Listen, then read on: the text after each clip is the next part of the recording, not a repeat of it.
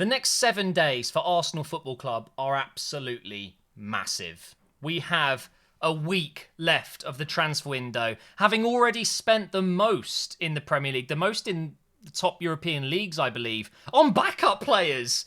Is Ben White the only player we've signed that genuinely kind of goes in the first team? Oh my God. I've got to talk about it, guys. This video is not about Arteta. It's not about whether we should sack him or which manager we should bring in. This is about the squad. You can see I've brought this graphic back. This is something I've used a few times. I'm a visualizer. Visualizer, is that the word I'm looking for? I think it is. I need to see things. It really helps me. And when I have it set up like this, where I can drag players around, I love it. Hopefully you guys like these videos as well. I want to talk about the squad, because whether you like it or not, the team will win if our players are good, right? We will be successful if our players are good. The coach, of course, is vital to that as well. They have to give the players the instructions, whatever. But realistically, it comes down to what the players do on the pitch. And whether you like it or not, Arsenal fans, yes, we're in a terrible, terrible state right now, but the squad is not that bad. It really is not that bad. Yeah, it's not a top 4 squad. It might not even be a top 6 squad. And by the way, apologies if you can hear some building works outside, by the way. I'm trying to do it later on in the day, so they're not busy sawing and stuff, but I think they're doing some stuff now. I can only apologise. Hopefully it doesn't bother you too much. But the quality of this squad is not what we're going to see now.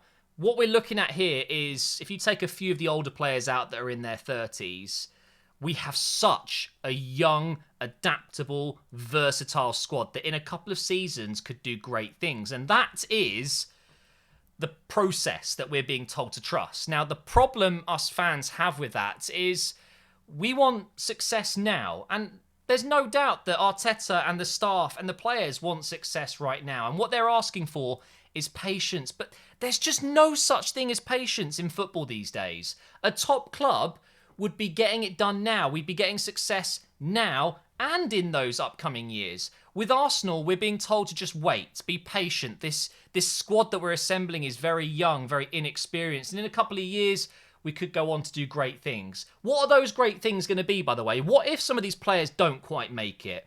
Has anyone thought of that? Yeah, okay, we've got Saka right now. He looks like he could be an incredible player, but what if he isn't? It's very possible. We thought Jack Wilshere was going to be the next best thing. Don't even know what club he's playing at anymore. I believe Bournemouth released him. I don't actually know. So you've got to take that into consideration as well. You're kind of betting on these young players. And whilst I appreciate what Arteta and Edu have been trying to do since they've been working together, you can very clearly see with the new additions this summer, Ben White, young, Tavares, very young, Lokonga, very young. These kids, I can't really call them kids, but you know what I mean. These guys are good signings for a club that wants some competition for their first team players, and they want some quality players for the future. I totally get that, but the problem is, guys, we finished in 8th 2 seasons in a row. You've got teams like Chelsea who won the Champions League, and they're bringing in killer strikers like Lukaku. They're improving the first team. That's the problem. That is the main problem with the fans and Arteta right now. This is why we don't necessarily want him to be here anymore, because we don't want to wait. There is no waiting in football. The longer we wait for a successful period, the chances are higher that we're going to slip further and further away, and great talents like Saka will leave. It's very frustrating. Let's talk about the squad we've got at the moment. It's changed a little bit since the last time I used this graphic. For example, we have sold Joe Willock, £29 million to Newcastle. That's a very good deal for us. For once, we actually managed to get what I would say is a very decent fee. Whether you agree with him leaving or not, it's a good fee. He isn't worth 29 million, in my opinion. Great player, creative midfielder, goal scorer. You could say that's what we're missing, and that's why we've got Ødegaard, and why would we sell him? But it doesn't mean it was going to work under Arteta. It does feel like sometimes he's so tactically inept and void of any creativity in his own tactics to create creativity. Willock might not have worked. He wouldn't have worked. He did great for Newcastle. He was one of their main players going through those central areas. And of course he was going to get goals. At Arsenal with Arteta, it might not have worked. And we've let go of Saliba and Guendouzi on loan. Guendouzi's going to go permanently. I think it's an obligation to buy at Marseille. At least with Saliba, he's going to come back, right? But he'll get sold if Arteta's still here. That's the thing, right? So those are some of the things that we've seen in terms of players going out this summer. I've got a list of players at the bottom, which you can see down there, that I think should either leave permanently or go out on loan. Willian apparently is leaving. He's going to Brazil. I think Fiorentina are looking to sign Torreira in the next 48 hours. There are whispers that El Neni could be leaving. Watford apparently are looking at him. I've heard that Kolasinac is having his deal terminated so he can go over to Turkey. We've got Bellerin, who's still at the club somehow. I don't know what's going on there. If we keep Bellerin and we don't sign a right back, I will be very, very concerned. Renarsson linked with loans. I think we should sell him. He's not got the quality. I mean, if you look at our three goalkeepers now, we have Leno, who, again, yeah, questionable with his feet, but still quality goalkeeper. He's such a good shot stopper. And ultimately, that's what you want in a goalkeeper, right? But unfortunately, it's not enough these days. Modern goalkeepers need to be good with their feet. And Ramsdale, 24 million signing from Sheffield United last week, has promise. You know, he's not necessarily good with the ball at his feet right now, but we can mould him into that player. I think he's 23. So young for a goalkeeper. You know, these goalkeepers go on till they're 35. Their real prime is when they're 31, 32, 33. Ramsdale is a fantastic signing, whether you agree with the price or not. He will be moulded into a fantastic goalkeeper, I'm sure of it. In fact, I think he will end up being our first-team goalkeeper by the end of this season. We've got Okonkwo coming up through the youth academy. He looked a little bit shaky in pre-season, but miles better than Renarsson, so there's no need for him. We need to find a way out for him. You can see I've still got some blank players. These are positions I still think we could potentially improve, but really, only one of them is a key area for me, and that is right back. Central midfield, I would argue we could still do a little bit better. Maybe bringing in someone if El Neni goes, especially if Torreira's going as well. But realistically, it is the right back position. If we don't sign a right back, I question the drive and the ambition of this club. If we have an ounce of ambition, if we want any chance of getting into that top six to get European football again, which looks so unlikely at this point, we have to sign a right back, and not any right back. They need to be levels above what we've got at the moment. I've got nothing wrong with Cedric, Chambers, and, you know, even if Bellerin was to stay, I don't really want that to happen, but I don't necessarily have a problem with them being squad options, and we don't need three of them, so that's why Bellerin is on this list, okay? But Cedric can give us a little bit of versatility, he can play on that left side, and he's one of the experienced lads, and I'm sure he's no problem in the changing room, and it's the same with Chambers. He's been here so long, so fine, but we need a right back that is at the level required to fight for the top six. A top right back. I can't really just throw names out there because who knows what the club are looking at, but Trippier is someone that's being linked at the moment, and the guy's almost 31. He's just won the Spanish title. He's England international, versatile. He could be perfect. Then there's other young options, maybe Max Aarons, but is he at the level? I don't know. But the thing is, as fans, that's not our job. The club have a profile, I'm sure, of thousands and thousands of players they've looked at over the years, and they must have a couple of right backs that they can go out and get. 100%. It has to happen. A central midfielder like Bissouma, Aouar, if he goes to Tottenham, oh my God, if Aouar goes to Tottenham, I will be devastated. But I still think maybe a central midfielder could come in. If Willian is sold, we might need another winger, or we've got Smith Rowe to cover that. But do we want Smith Rowe out on the left wing? Some people think he's better at doing that and then drifting in. Some people think he's better in the number 10 role. I guess we've got options there. That's why it's not a must. And, you know, if we are going to be selling Nketiah, which is reported at the moment, Crystal Palace apparently want him, then maybe we need another striker. If we let go of Lacazette or Aubameyang, one of those guys I think might be gone at the end of this window. It looks like Lacazette. We will need a striker. You cannot rely on Aubameyang, who's out of form, and you could argue maybe past it, and Balogun, and an injury-prone Nketiah. It's worrying times in that area, in that department as well.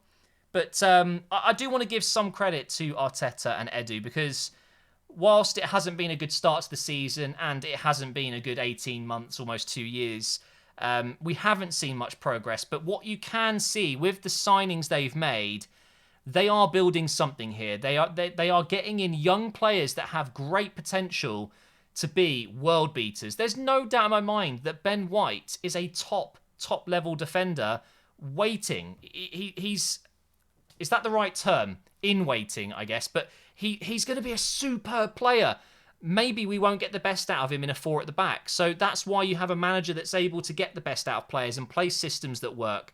I don't understand why we couldn't just go to 3 at the back like we saw against Chelsea, where they absolutely dominated us with a system like that, only because we let them, just all that space that we gave Reece James, for example. The players that we have signed, though, give us versatility. And whether Arteta's here or not, those are good signings. They're just not the level we need to then push into that top 4, top 6. Maybe not even the top 8. Is 8th going to be a new high for us? It's really quite worrying, isn't it? But the reason I wanted to talk about this and vent about this is because it's very easy to get sucked into the Arteta out thing and everything's burning, everything's like falling apart. The reality is you've got to look at the squad. You've got to look at what is there for the future. And you have to admit, it's a healthy looking squad for the future. It really is, with a mix of everything. Partey, for example, he has still got 2, 3, 4 years left in him at the very top. We could build around him without Arteta. The hope for me is that regardless of whoever manages this football club, there is always hope when you have a squad like this. So, if you're like me, you're an Arsenal fan that's somewhat panicking because the quality isn't there right now, whilst it's frustrating and whilst we don't want to, we have to accept that patience is key here and that we're not going to get instant success, especially with Arteta. You already know my opinion. I give him till Christmas, but maybe even less than that at this point. We're going to go into the international break with 0 points if we don't beat Man City or get a draw at Man City. We might even go in at the break without even scoring. We've got West Brom tomorrow, City in the league, and then we have, I think, Norwich, Burnley, Tottenham. Now, this is my new stance. Breaking news, okay? My opinion of Arteta will be very clear after those Norwich, Burnley and Tottenham games, okay? If we finish that game against Tottenham and we haven't won at least 3 of those games from now until Tottenham, he will have to go. If we don't beat Norwich and Burnley, if we don't beat West Brom tomorrow, and, some people are calling the City game a free hit. No. Please define to me a free hit. I don't want us to go there expecting to lose and allowing it to happen. We still need to go there and fight. It is Man City, but they're beatable, okay? Tottenham, beat them. Okay, you could argue that Tottenham are a better team right now, but still, come on.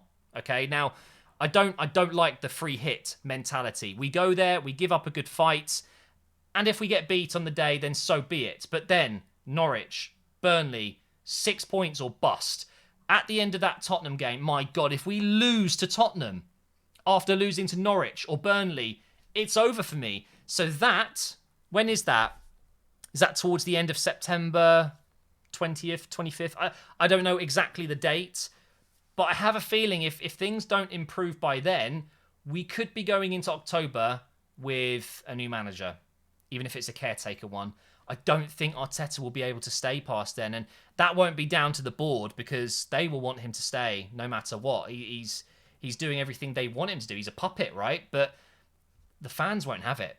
Can you imagine the atmosphere at the stadium? I mean, it got bad with Emery. I think people forget just how toxic it was getting once the players were against Emery. He lost the dressing room massively, and I think that's going to be slower with Arteta because he seems to be a bit more relatable. He's a bit younger. He's a recent professional footballer as well. I feel like he has a bit more time with the players themselves. But God, if he loses the changing room and if the Emirates just erupts into boos every single game, there will be no choice. He will have to go. And whether that's going to happen or not, I don't know. But that's how I'm feeling, And I do look at this squad and I do believe that Arteta can potentially get us going again, but it's just looking really tough. It's not easy being an Arsenal fan. It never is. But gone are the days finishing top 4 and being upset about it. You know, oh, we didn't win. Oh, we didn't come second. Oh, we didn't come third. Fourth again. Oh, a fourth place trophy. But boy, we look stupid now, don't we? Even myself, I watched an old video of mine, I think it was 3 or 4 years ago, where I was genuinely very upset because we had finished fourth and that it wasn't good enough for Arsenal Football Club. I would kill to be in the top 4. And you could argue that we weren't spending as much money then. Maybe the squad we've got now is more well-rounded than then as well. There's a couple of players like maybe Mesut Ozil, Sanchez and Cazorla that would easily walk into the team. But come on, have you seen some of the Wenger lineups? It's shocking. Yeah, I'm just rambling at the moment. I needed this. You know, it's been in my brain the last few days, just the state of my football club. And you know, I love Arsenal, and I'll never let it get to the point where I can't function as a human being because they've upset me that much. But it can certainly ruin my week, and that's what it's been doing to me. So I needed to visualize the squad again, bring up this graphic, bring the new players in, and without those blank faces and a few of those loan and sell players back in the squad, because they won't all go, I can somewhat live with the squad as long as they put that shirt on, show some pride, some determination, go out there and give it their all. I have no problem with most of these players. There's a few of them that definitely do need to go, and there's a couple of faces I'd like to see come in, but it's not all doom and gloom. We're 2 games into the season. We might be feeling very different tomorrow night if we've beaten West Brom comfortably, I hope. I mean, they've been pretty strong lately. 8 games unbeaten, I believe. 7 games unbeaten. And then City on the weekend, who knows what happens? You might see a resurgence. I don't know. But that's going to be it for this video, guys. Thank you for watching. Let me know if you want more of this type of content. I do love making these videos. I'm not really playing FIFA at the moment for obvious reasons. The new one's out not too long away, so make sure you subscribe for new career mode stuff. Creator Club is coming. And make sure you follow me over on my live stream as well. The link is down below.